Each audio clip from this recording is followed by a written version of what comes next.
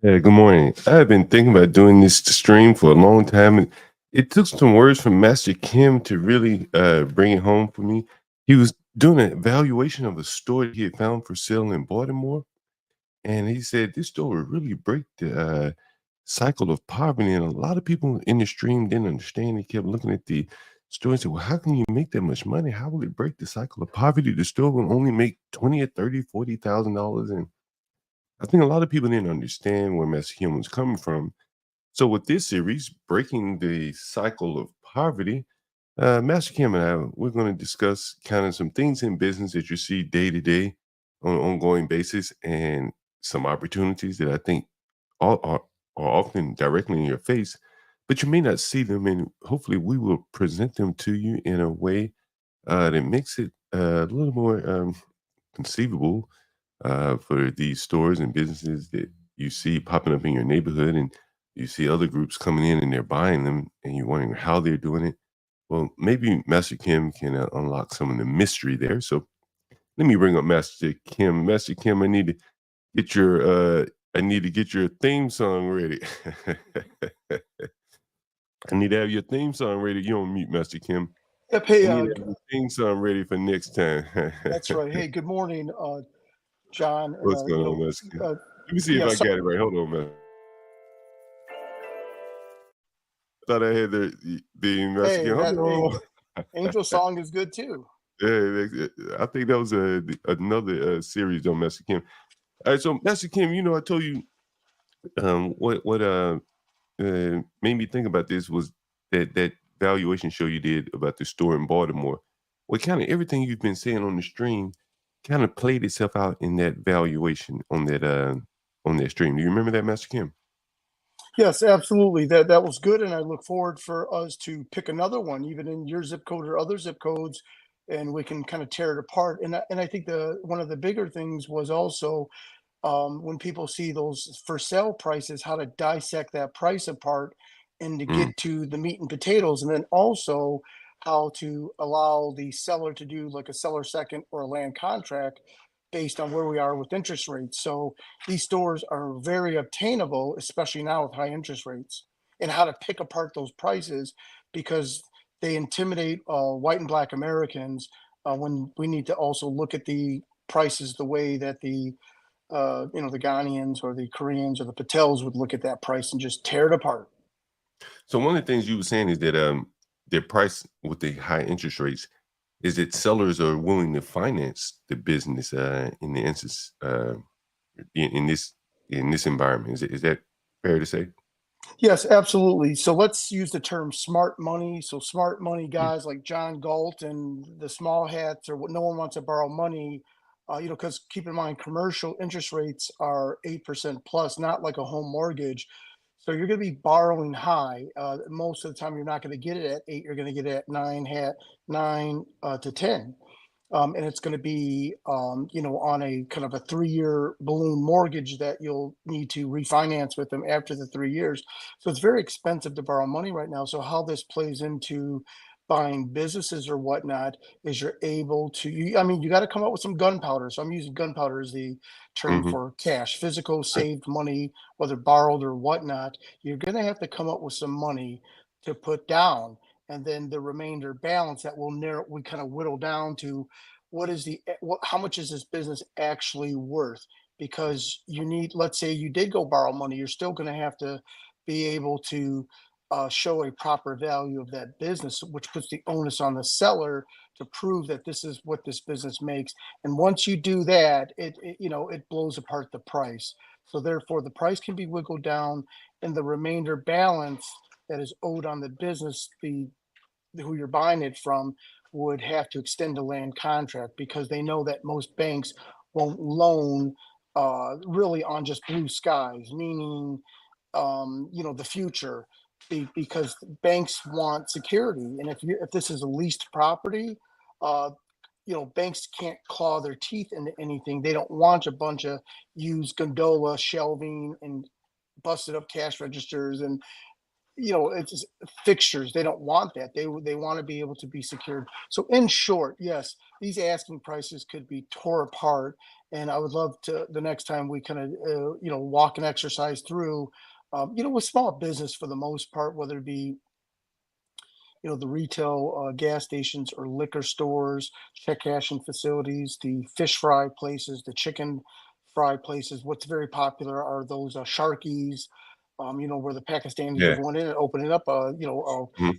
top to bottom chicken and fish fry. That there's a Yeah. way into that business, and all these businesses that are the barrier to entry is extremely low, and that's why these people do very well. And what I'd like to do is propose later on during the show how I think that the next small hats could very well be the new Haitian migrants.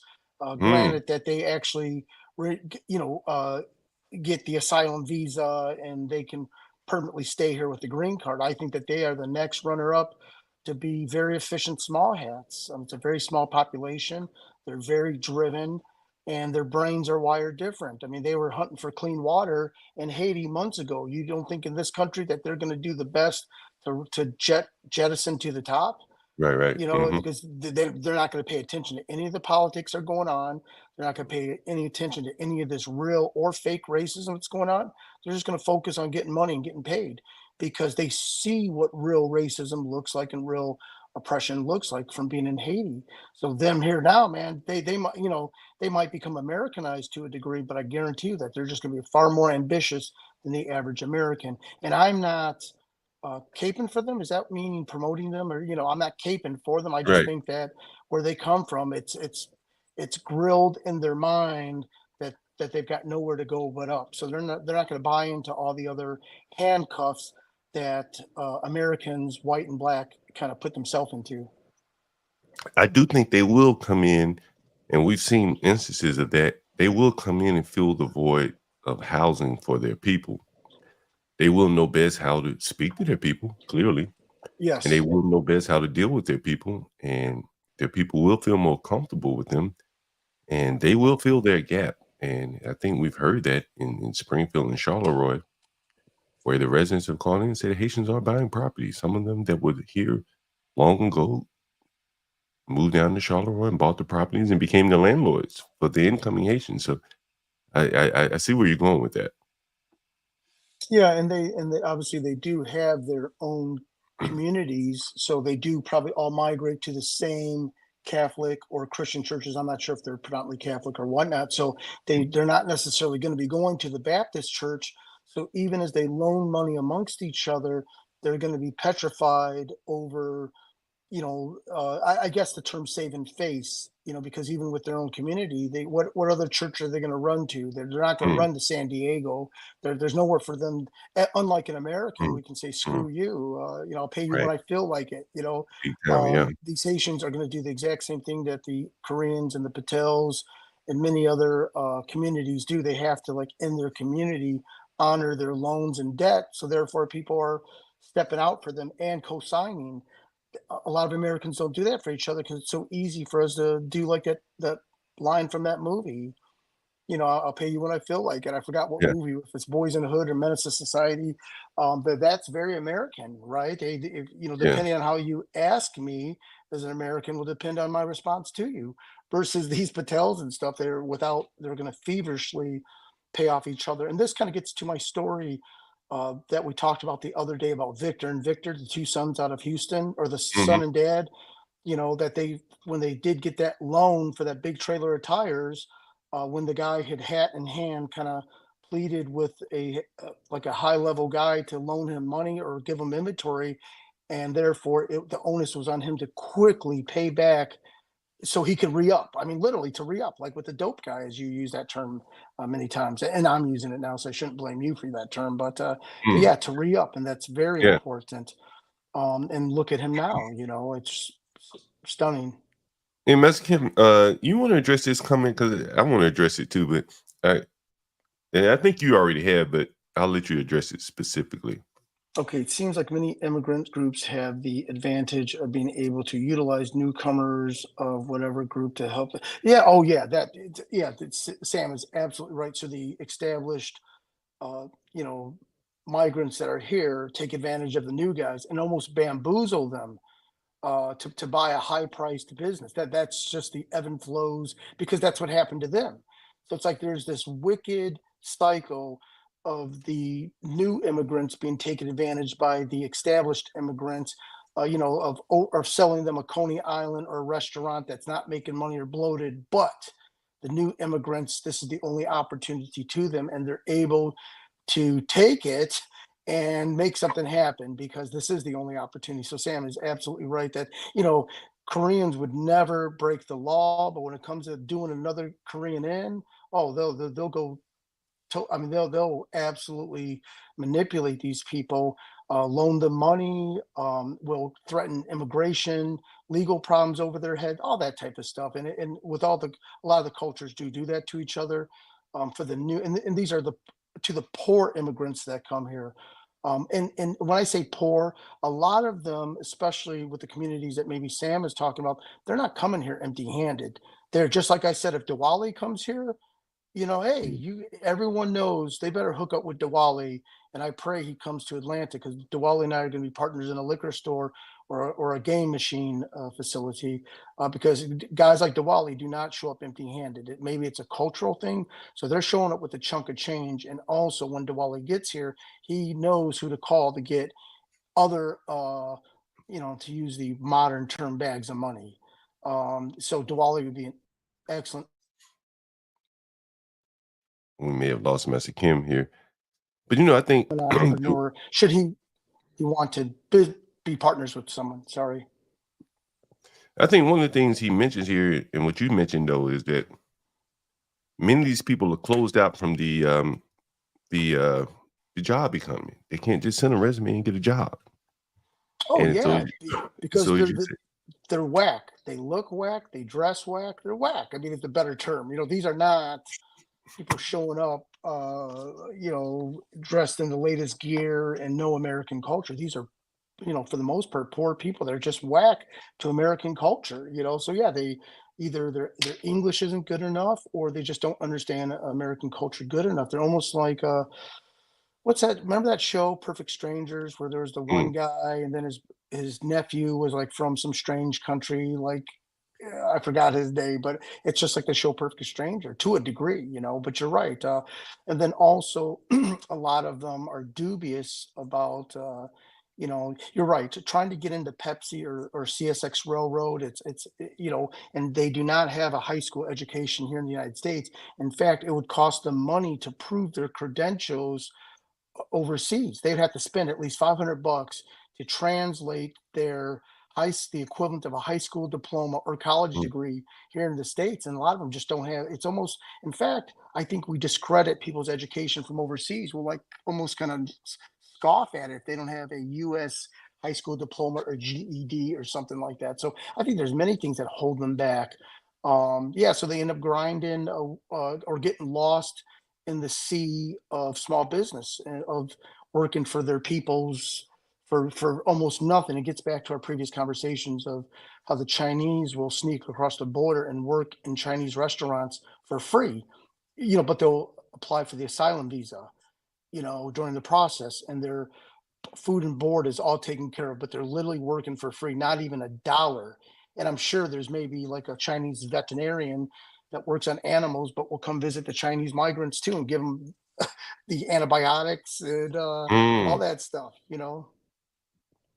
Damn, that's interesting. One of the things, as you mentioned it though, if they're running the stores in that fashion where they have family and stuff like that, the business would seemingly be priced based upon you having that labor source, which Yeah, would, yeah. you So, know, so exactly right. And on a previous show, we lightly mentioned if you go to Manhattan or some of these very high-priced areas, even in your neighborhood, how are these Chinese people competing?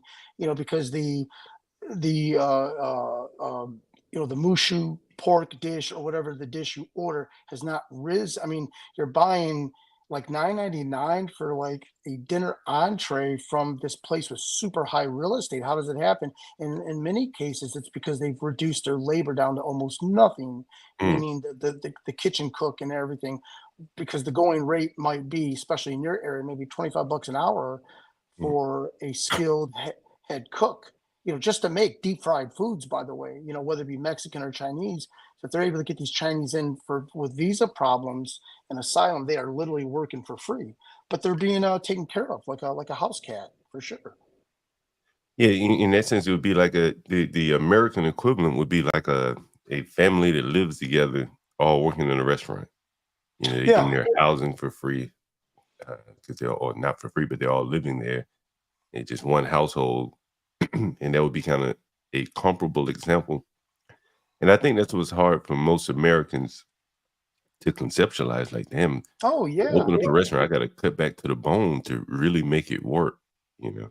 You're right, and most Americans wouldn't be able to jive like that because it's humiliating to the average American. What? You live at home with your mom and you're 26? Or, who's gonna I mean, your social life would be crushed, and Yeah, whatnot. We'd almost think that person's like a weirdo or loser, but in fact, they are socially, right? But and I'm gonna use the Patels, for example. So the Patels will have generations living under one roof, and the young Patel's not out there at the bars trying to hook up with women. He's in dental or pharmacy school and just living like a whack ass life. It's not the life any of us Americans would choose, but they're looking at the end game. The end game is this guy needs to get his pharmacy degree. And whether it's not maybe not prearranged marriages, but they're hooking up with they another do have high dollar yeah, Patel, yeah. and to a degree, it is all designed. In the process, this Patel has missed all of the UGA football games. He's missed everything that's important for us Americans to evolve, but yet they come out on these high income producers. But it's almost a tough trade off. I mean, which life would you rather have? This guy that's got a pharmacy degree that can support 10 other human beings, the in-laws and everything, or the guy that's had a great success with the marginal income, but he's lived a great American life, but yet can only probably just take care of his immediate family. So, You know, so as you that's speak of that as you speaking of Mexican, I thought about all the Friday nights football games I missed having to clean banks with my mother. She had a contract cleaning banks, and so we had God, to clean God them bless you. Friday night. Yeah, and the same thing as well. There's that balance, and my when my family had grocery stores, Americans don't want to work the weekends, right? They'll work weekdays, but they don't want to be working Saturday and Sunday. So, when it's a family business, I'm the one working, and that indirectly, I mean, my view of drugs is neutral. I'm not for, I'm not against it. Most people most people party on the weekends. On the weekends, I was at home at the family grocery store. It was 24 hours. I was working the midnight shift, hating life, but it kept me out of trouble, And of course, there's a balance. I found my way to have fun and stuff like that. But yeah, just like you developed your work ethics, having to commit for almost free your time to help your mother. Cleaning up. Master Kim, there's another thing, in terms of being successful, you mentioned like some of the tenets that you think are necessities for being successful. And it's one of the things like you don't show when, bad things are happening to you. You probably can better say it than I say it, but you know what I'm talking about, right? Oh yeah, it's you conceal your weaknesses, you conceal your indulgences and your F ups. You conceal them and it's your problem. That is your problem at home. You want to take it on your wife and kids, that's on you, but don't be showing that out into society to your customers or people. And a lot of it is to save face, but also to almost groom potential people you'd be borrowing money with or partnerships with. Yeah, and the All the people down below you as well.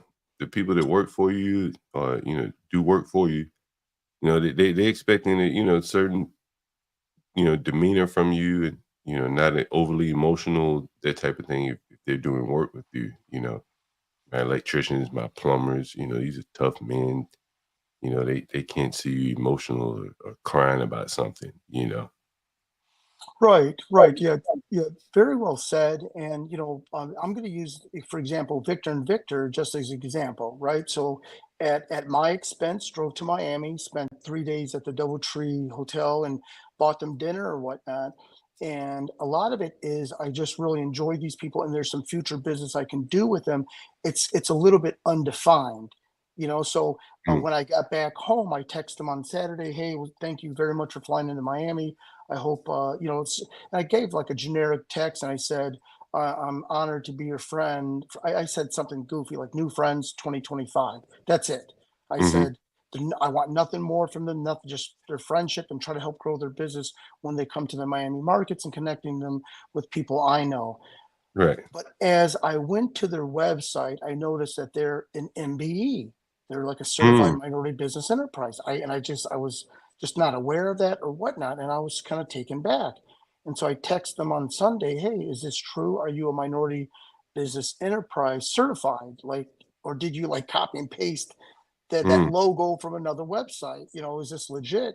And they text back, "Indeed, that they are." So then I just like, oh my God, this is unreal because of with their heavy duty tire connection, there's plenty of opportunities in fleets to sell tires under the bid process.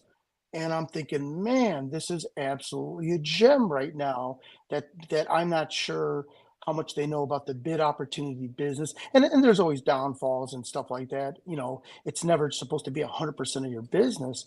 But, so later on tomorrow, I've aligned a teams meeting for I and them to kind of go over when they got certified, why did they do it, and what did they, I guess to understand a little bit more of their bidding background, what have they done, because are they aware of that this could be a national thing and yada yada yada.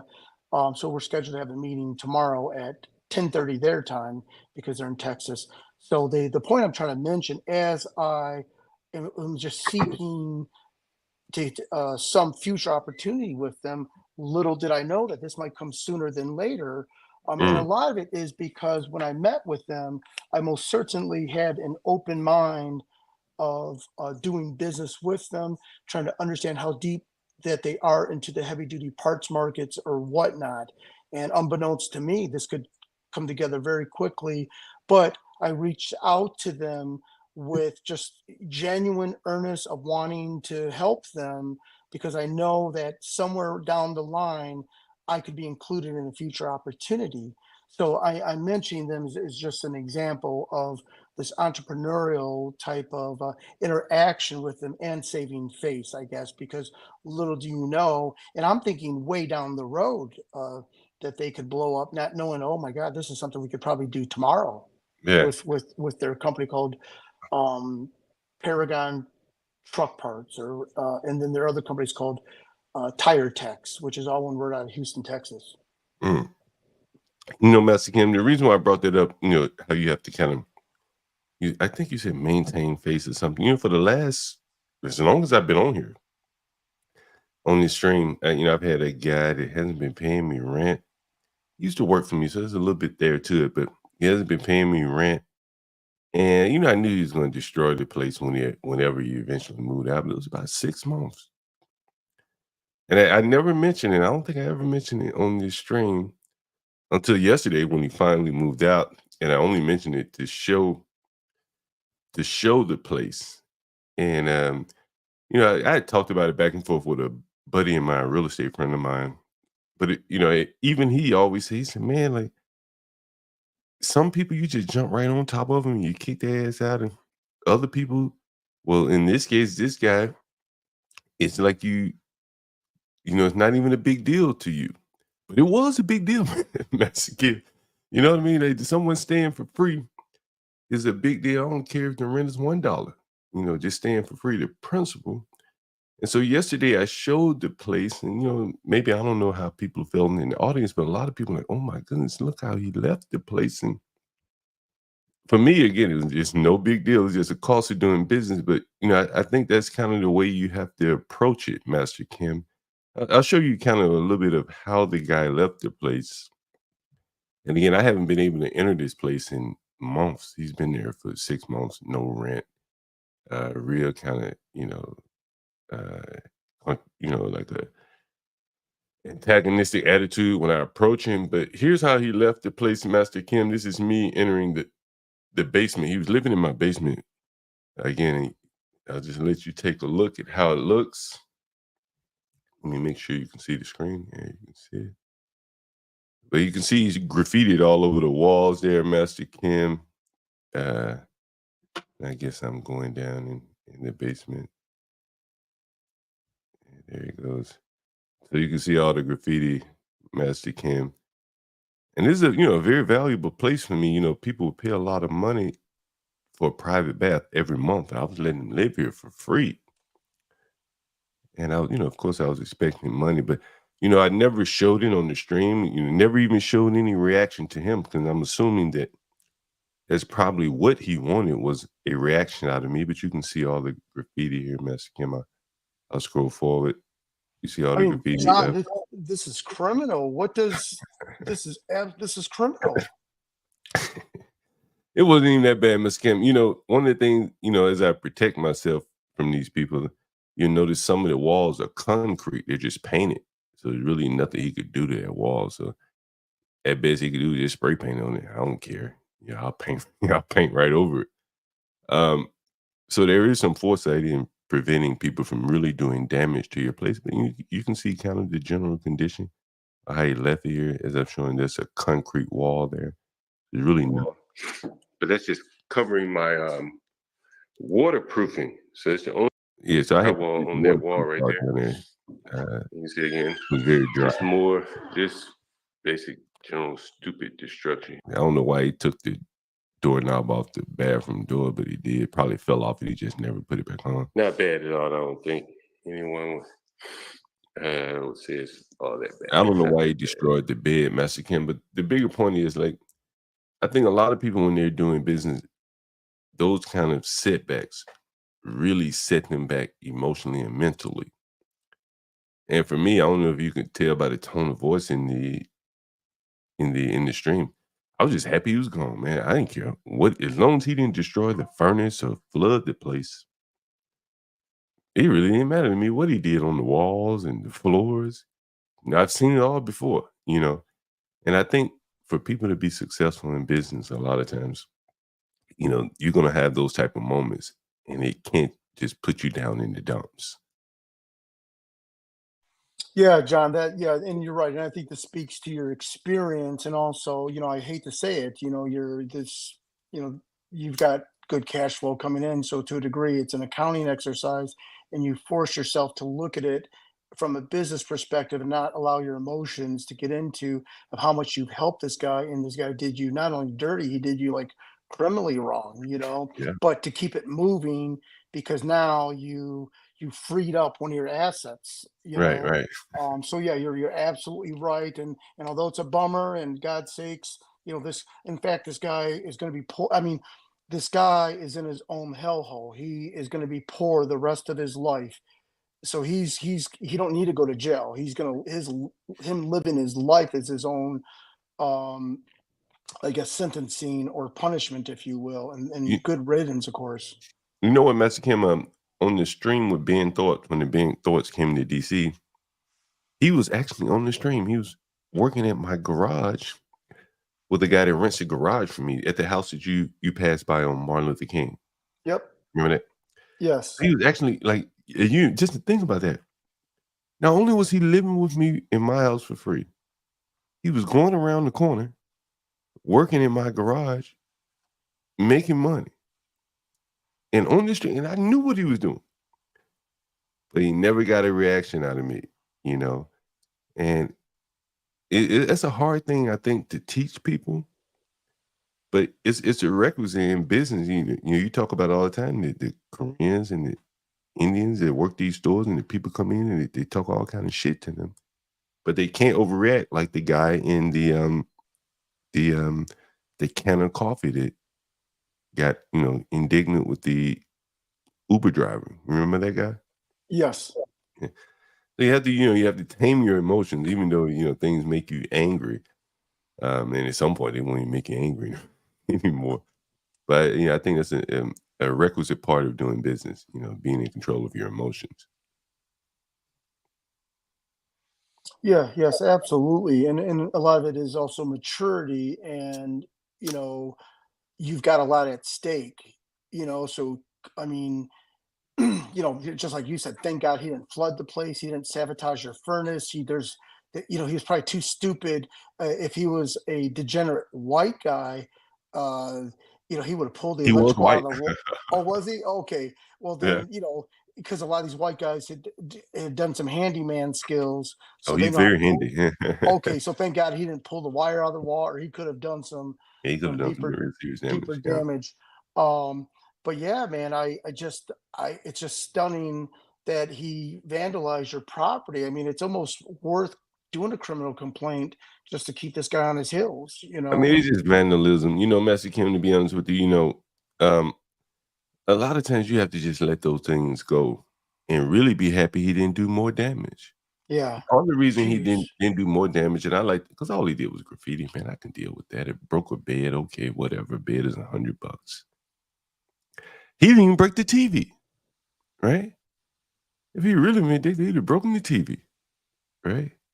All he did was a little spray paint on the wall that can be covered with paint, not a big deal. I don't even see a big deal. Like he could have done so much more damage and didn't do it. You know what else he did, Master Kim? The toilet was running. He didn't fix it, but he cut the water off to the toilet. I appreciate that, right? He could have said, "Hey, I'll just leave the toilet running. You have a high water bill." He cut the toilet water off. So he could have done a lot more damage. He didn't. I was appreciative. I paint all the time, so if all I gotta do is paint over some graffiti, it's not a big deal, right? Not that big of a deal. Yeah, John, and again, I think a lot of it is because of where you are in the food chain and your experience that you're right, you've got to chalk this up. And again, a guy like you has been beat, when someone says beat for money, not physically, but I mean, Mm, this is the only person that's not paid you. And you have right. tried to sue people before, but you're at a level now where you just keep it moving. You've got, you're focused on the upside of getting your property back despite it's tore up, and that takes years of experience to do, to get to that level versus at the micro level. I'm sure the younger John would be calling the cops immediately and trying to put the word out, don't be damaging my properties like this, but so I guess through seasoned and experience and your credit line with your banks and how liquid you are, this is just an accounting exercise. And this doesn't mean to diminish what this Yeah. guy's done, but yeah, I aspire to get to your level. I think I all of us mean, need to take note of this. Master Kim, before the stream was over, we were watching it from the other stream. I cleaned up the room. I did the shit myself. I took all the trash outside, all the broken up shit, the trash. I even rearranged the room to kind of get a concept of how I wanted it to look, right? And in a week or so, I ordered the bed. It should be here tomorrow. The room would be up and ready to go again. I probably redo the floors, but all he did was cosmetic damage. I've seen that a million times, Master Kim. It doesn't even bother me anymore. It really doesn't even bother me. That's why I didn't mention it here. He'd been in my house 6 months, not paying rent. Didn't even mention it. So that's the way it goes. Now, is there any advantage of you letting him know that you're gonna file a complaint, if he doesn't come back and make a concerted effort to fix some of this damage? That's the thing, Master Kim. And one of the reasons why I let him live there that long is because he had worked for me. He knew a little bit too much. That's one of the reasons why I let him go, to be quite honest. He may be watching right now because he does watch the stream. And so that's one of the reasons why, I treat it very lightly because, he knows a little bit about me. It's not worth it. And for what? Some graffiti on the wall. That's really all he did. I mean, he Yeah. broke a bed. Fuck it, a bed is $100, right? I'll be back to making money before I could even go down and file a lawsuit on him. It's just not worth it, to be honest with you, it's just not worth it. I see CKJ3 in the audience. You had some business dealing with his relative. Yeah, yes, and then I got busy, so I owe his, relatives, like, a callback, and they were doing a liquor store, oddly enough, in Ohio, which I've never heard of. In fact, I wasn't trying to, be insulting by any means. I've just never heard of an African American, not a Ghanaian, not a Haitian, Mm, owning a liquor store. I've seen plenty of people from Uganda and other countries own a liquor store, but not an American, African American. I gave it up to them and bought it from an Arab. That's the key thing, right? mm, mhm, Because that means that you paid these Arabs their price to cut them loose, which which they're difficult to deal with, and they're seasoned businessmen. So I gave mad kudos to CKG's Jay's family and stuff for doing that. And yeah, these guys mm, are strong and they know what they're doing. I've very, I've tried to, offer some insight and advice, mhm, but it's coming from some guy on the internet, me, 1,000 miles mhm. away from their store. There's only so Right, right. much that advice that they could take. They just needed to open up and just, you know, get all this stuff and whatnot. So I need to follow up with them and see how they're doing so far. So yeah, great. They did everything that we've talked about on the show. You're Mm. getting sick of the Patels or the Koreans or the Assyrians opening up shop and do something. And homie You did do it something. yourself. Yeah, he did Mhm, it. Yeah, I was like, whoa, and he, in fact, not that this means anything, but he had zero negative things to say about the guy he bought it from, mm. which is very uncommon. Normally, when you buy a business from someone, your mother effing the guy you bought it for because he said this was missing or this was there or this isn't in place or there's no occupancy permit or they've The not I revenue got and all that, yeah, yeah. right, Mhm, right. So nothing. This guy had not a negative thing to say, and mm. I admire that. It's almost like he's accepting what he bought and taking his responsibility forward. I thought that was very refreshing and Yeah. thrilling. I did tell him, did they, normally there's a paper trail, a Mhm, stack of invoices, a box of business records, something that's an asset. Because if you go through that, it will show you the receipts of the previous vendors, the alarm company. You need mhm, all those kind of contexts rather than just opening up raw in that area. mhm. And he didn't have anything to go by of vendors or anything. So it was very interesting helping him, I guess, because he was literally left with no interaction from the previous owner, Hmm. which is odd. So you kinda went in blind in that sense, Well, right? yes, yeah, he went in blind, and normally there's ongoing cooperation with the previous owner because you want to know, hey, which ice cream company did you use? Whose freezer is this that's in the store I Right, took right, over? right, yeah. Mm, All the nuances. Hey, where's the key to the safe? There's ongoing stuff after the fact to help the other guy get set up and get in business and stuff. And what you don't want to do, generally speaking, is to willy nilly call all the government agencies. Hey, I just took over. What do I need to do to become compliant? It's almost like you want the reverse. You want the least amount of interaction with the mm. government. Yeah, you You don't do wanna want to deal with the apply. government. Yeah, you do want Yeah. to apply for your lottery and beer and wine and liquor. You do need to do that, but you don't want to be calling the township building department you know, and it's almost like you need to, Occupancy for the yes, occupancy permits and all that, yeah. you need to call in an experienced way, Right, right. like, hey, I took this over from my cousin. He's only been closed for a month, which is a lie. He's been closed for like a year, for example. Mhm. So you Right, right. almost fudge the reality, or what's that word we used the other day? Managed reality. Right, That right. you need to fudge all this because what you don't want to do is what we're trying to do is prevent everything being brought up to code, Mhm. right? I know Because what you it's mean, not yeah. common if you act stupid and say, "Hey, I just took over. What I have to do to get my CFO a certificate of occupancy?" They're going to Yeah, rein in. You got to bring up all the smoke alarms up the yeah, water. yeah, So yeah, you got to yeah, bring yeah, the electrical panel up which yeah, and yeah, that's the death kiss of any business yeah, owner. So yeah. from a expertise standpoint, you almost like to act stupid to a degree and minimize how long the place has been closed, minimize anything that, all that type of stuff. And please forgive me, I'm saying very vague very big generalizations, but that is a very important thing is how you, it's not like a movie where you just roll your sleeves up and get a hold of the Chamber of Commerce and, hey, I'm new in town, and go to the building department and think that they're going to be all happy to see you because now you're going to bring jobs to there. No, in fact, they're going to cause you grief because that's much more um, stuff that they're just going to rain in on you of having to bring up the code and the re-inspections and getting architectural drawings done because you got to now remove your hood exhaust because it's too close to Yeah, yeah, the yeah, people yeah, the people don't whatever. understand, like, yeah, get once the government gets involved, you're gonna spend time and money. That's for sure. You're gonna spend time and money Now dancing to the the beat of what they tell you to do. now the benefit of Korean on Korean or Haitian on Haitian or Latino on Latino is a smooth transition. We're going to leave the licenses in your name.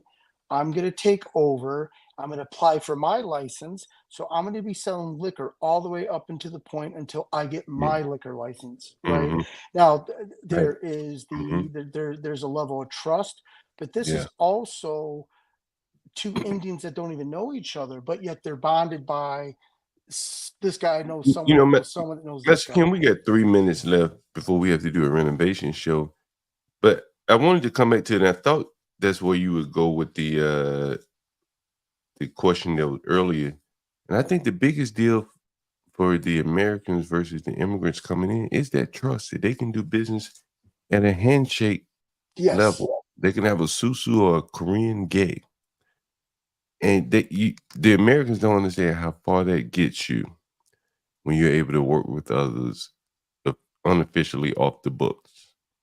Yeah, Going to the banks is costly, right? yep, and there's something I mentioned about the Victor and Victor that was misleading, because I thought it was irrelevant, but for the sake of this show, it is relevant. So Victor and Victor, when they went hat in hand and did the earnest, hey, I just need a break. That gentleman was Latino American. Mm, So Latino American A was asking for a credit line with very successful established Latino B.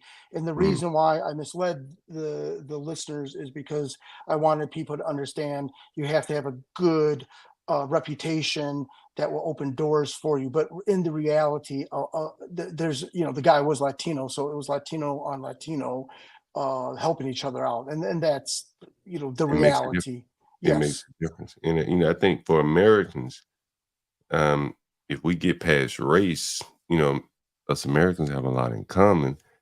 And if yes. we can establish trust and an element of honor between us, we could more easily compete with these groups that are coming over with the core fundamental foundational elements of what you need to do business.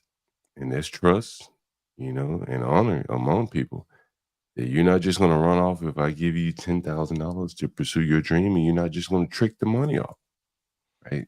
And that's what we talked about. Like, if you give some money to a Korean, he's gonna do his damnness to pay you back, and he's Because he not gonna wants to go out re-up for twice the amount. he's And aspirational. He wants to get 20,000 the next time from you. yes, that is exactly right, and to mature that friendship and relationship because again, we never know. In fact, I might be running a store for you up your way. We don't know Yeah, what happens, and there is no safety net for guys like John Galt and myself and others. There is no safety net. yeah, And I think the fear of being out there on the street is real. Now, it may take, over a 10-year period, but it can happen, right? And that's what yeah. keeps me ambitious. That's what keeps you ambitious. And not to say that you're driven by the fear of being homeless, but There has to be an element of it, it though. is an element of it. And that's why the Yeah. Haitians and the Latinos are driven because in calendar days they could be out there on the street. And Master Kim, one thing I was gonna say, we gotta rush. You should go into business consulting. I think, my buddy Chris had a lot of good things to say about you. CKJ3, he's speaking for his relative, a lot of good things to say about you. You ever thought about that? Business consulting. Very interesting. I don't know how I would make money because I would consult for free, Yeah, because yeah, again, see you. because Chris too, I'm wanting to develop a good face with Chris Knight out of the Atlanta market because he knows a lot of very high level people that never in my day would they even lay eyes on me. He knows the upper level 1% of the Patels, the elitists of black business owners up in the Atlanta market. So, he's going to open doors for me that I'll freely do. And I'll do anything I can do to help him and Ken and others in the market because just like the Victor and Victor, the opportunity will be right there. It may not be today, it might be 5 years from now, you Yeah, know. indeed. Um, Foresight, but Master Kim, foresight. it's going to be there. But no, yeah, and thank you for even commenting on that. This stuff is for free and it's easy, and that door is open because one day someone's going to say, "Hey." let's open up a beauty supply store on this corner. Bam. And I'm the guy that they feel confident with it, and whatnot. But yeah, I love being on this show, and thank you very much for having me on. And again, everything I've said are just very generalizations, John. Yeah. And thank you very much. And we're gonna I want this to be a continuing series because I have some stories I want to tell. Yesterday we got to go, but yesterday I called people in there asking me to call a current tenant or a former tenant. So I actually called a current tenant and got him on the line. So it was I think it was refreshing for the people. Oftentimes you feel like you have to validate yourself, and I think having a tenant on the line, a current tenant, validated me. He was a bike mechanic, so I think that was interesting as well. High-end bike mechanic, so it was very interesting. But you guys, I thank you for joining. This is the first installment of Breaking the Cycles of Poverty with me, John Galt, and Master Kim. Hey, John. What's up? So there's a comment get cracked. I just want to squeeze this in real quick because I know Go your ahead. other show starts. Yeah, go ahead. Yeah. Where he said that the smooth transition of the new owner with the old owner, Mm, he had witnessed that, and that is very important. And in fact, there's techniques to make that happen. Is there's something called a holdback.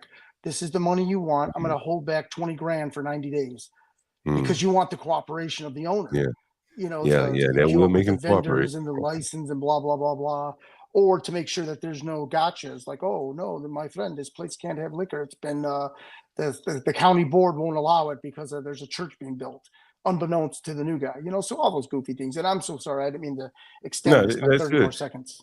No, that's good. People need to know these things if they're ever negotiating the business. A holdback is what you probably want to negotiate. And if you're not sure about that, you can talk to Master Kim about it. Hey, but we're gonna jump over to the other stream. We have Lolo. She's gonna be reviewing one of my terrible looking bathrooms, and she's gonna give me Nice. some insight. So you guys come over and take a look at that. All right. I Hey, can't wait thank to you watch for it. all right, thank you for joining here. Thank you again. All right. Thank you, Mr. Galt. Take care. All Bye right. bye, everyone. Thank you, Master Kim. Let me find the video to get us out of here. And again, thank you guys for joining. This is gonna be the first installment. I think that it should be pretty good in terms of getting us to break the chains of poverty. I can't really see what video this is, but I'm assuming that it's gonna be the right video here. Let me just go whatever it is. How about that? No, I don't want to play that one. I can see what it is now. All right. Let me set a better video in the stream here. How about that? You know what? Fucking not yet, because I can't play the right one. All right, there you go. It keeps coming up here. Let me drop down to another video.